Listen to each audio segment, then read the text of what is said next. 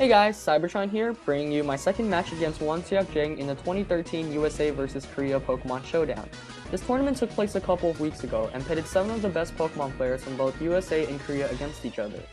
I had the honor of representing US and playing against 2012 national champion Wonseok Jang in a best 2 of 3. I won the first game, which you can also watch on my channel, by a very slim margin, and after a series of unfortunate disconnections, we finally managed to start our second game. Wonseok is one of Korea's most talented players, and was also one of their representatives at the World Championships this past summer. I won US Nationals with a team that was very similar to the one he used to win in Korea, and he inspired me to build that team, so it was a huge honor to play him.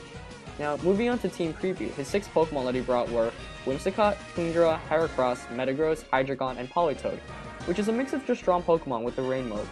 Having played against this team multiple times already, I knew many of the tricks Wonseok had, including Normal Gem Metagross and Protect Whimsicott. I figured he would lead with those two again, since they're a really strong duo, so I decided to bring my Garchomp and Thundurus, which has a bunch of safe options against his 2 leads. So I bring out my Garchomp and Thundurus, and just as I predicted, he leads with his Metagross and Whimsicott. Now it's important to note that in a previous game, he went for a Protect and Explosion right away, and in the second game I played against him, which went to a disconnection, he Tailwinded and Protected. There are a bunch of options he can do right now, including both of those I just mentioned, but I fear that if I Protect with Garchomp this turn and his Metagross does not explode, then his Whimsicott can Encore me into a Protect next turn, forcing me to either take a ton of damage or switch out. I breathe a sigh of relief when Whimsicott protects, and Garchomp safely gets the Earthquake off. I think Earthquake goes around just barely over 50%, around 60%, and Thundurus gets the Thunderbolt off, and I expect it to KO, but to my surprise, it lives with just 1 HP. I get really lucky though, as it gets paralyzed and gets fully paralyzed in the same turn, which is only a 2.5% possibility. However, the fact that I didn't even get the KO with Earthquake and Thunderbolt was very unfortunate, and a low damage roll, so you know, it was a good trade-off there, but very unfortunate for him, as he definitely deserved to get that turn 1 explosion off. You know, I got really lucky getting the full paralysis and the paralysis in general in 1 turn. Now, I feel a lot more comfortable going into the second turn, because Metagross will be fainting this turn, or if he switches out, he won't be able to do any damage with it anymore, and it will be dead weight for the rest of the game. Whimsicott offers no offensive capability whatsoever, so I don't really fear that, so he won't be able to do damage this turn basically, and I'll be able to get free damage off no matter what he does. If he switches Metagross into something else, then I'll get a free Earthquake onto that, and if he decides to leave it in, then it just faints right away. Sure, Whimsicott can set up Tailwind, but you know, that's all it can do. And we see here that he goes for the Tailwind, just as I said, and Garchomp gets an Earthquake off, and Metagross does not protect nor switch out, so it does get knocked out this turn. I think that was the best play for him too. There was really nothing he could have done, because he didn't want to take any damage for whatever he had in the back. And Thundurus gets the Hidden Power Ice off, and at this point, it's 4-3 in my favor. He has Tailwind up, but at the same time, I haven't even taken damage yet.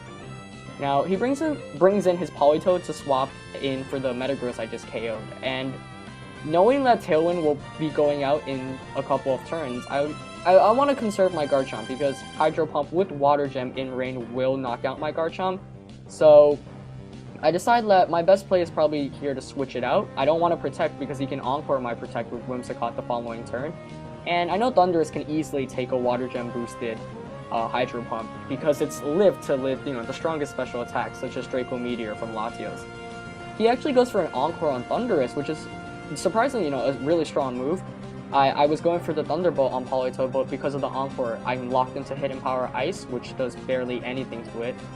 And he goes for an Icy Wind on Politoed, which at first may be surprising because he had Tailwind up, but you'll notice that Thundurus actually moved before Politoed did, so that Politoed is probably super slow.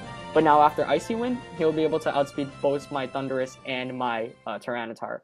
Now, my strategy, I know at this point, is probably to just stall out the Tailwind, because once Tailwind is over, my Garchomp and my Scizor, my 2 sweepers in the back, can easily take care of business. He swaps into Whimsicott for Heracross, which is his last Pokemon, and I decide to just attack with both of my Pokemon this turn. His Politoed goes for a Hydro Pump on Thundurus, which doesn't really do that much after the Citrus Berry heals it back up, which is really one of the reasons I love bulky Thundurus. Thundurus gets the Hidden Power Ice off on Heracross, which does a bit less than 50%, but Sandstorm will knock it into 50%, and Tyranitar goes for a Crunch, leaving both of his Pokemon at, yellow health.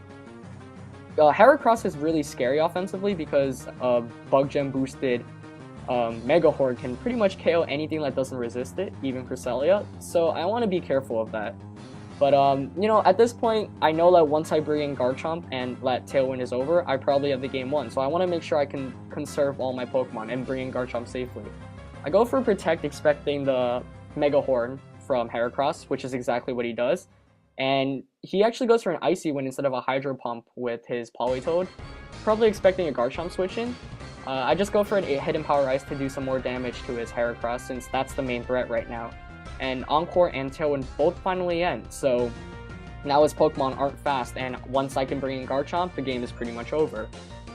I'm trying to think of a way to not choke and lose the game at this point, and I figured, okay, if I need to bring Garchomp in to win the game, I don't want to switch it in because I don't want it to take any damage and, get critted by random attacks like Hydro Pump. So I decided, okay, I'm just going to leave my Thundurus and my Tyranitar in as dead fodder at this point, because if they both get knocked out, or if either get knocked out, I can bring in Garchomp safely and just Earthquake for the win. He goes for a Rock Slide with the Heracross, knocking out the Thundurus, and goes for gets a Moxie boost, which really is insignificant at this point. And he goes for a Hydro Pump with the Politoed on Tyranitar, but because Tyranitar is so bulky with Sand and 252 HP EVs, he'll take that easily. I get the Crunch off on Politoed, and I know the game is pretty much over at this point since I have Scizor in the back, and Scizor can knock out both of his Pokemon since they're both very low HP at this point. I bring in Scizor, and he swaps in the Politoed for Wonseok, and at this point, there's really no way for him to win because his only offensive option is Heracross, and Scizor knocks Heracross out right away. He realizes that and goes for a forfeit, so great game against Wonseok. It was a really good set, and I got very lucky with that Thunderbolt. So thanks for watching again, and this is Cybertron. Until next time.